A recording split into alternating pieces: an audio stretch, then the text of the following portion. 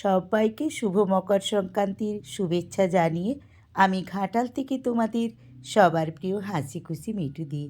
আমার অনেক বন্ধুরাই তো জানো, প্রত্যেক মাসের সংক্রান্তিতে আমার বাড়িতে নারায়ণ পুজোর সিন্নি হয়।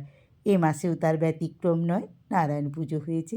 তবে এই মাসে সিন্নির সাথে সাথে হয়েছে মকর, কারণ আজ ছিল পৌষ সংক্রান্তি, মানে মকর সংক্রান্তি। আজকের সংক্রান্তির পুজো পর্বটা 9টার মধ্যেই আমার সারা হয়ে গিয়েছিল।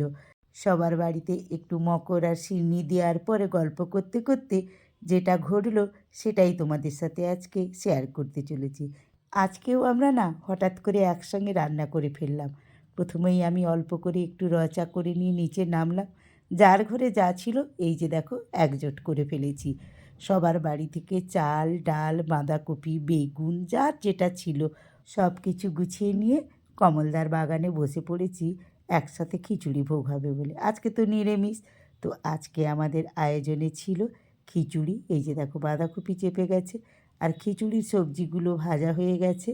তো বন্ধুরা, তোমরা আমাকে একটা কথা বলো তো, আমরা যে এই যখন তখন হঠাৎ করে একসঙ্গে রান্না করে ফেলি, সেটা তোমাদের কেমন লাগে? ভালো লাগলে কমেন্ট করে জানিয়ে দিও।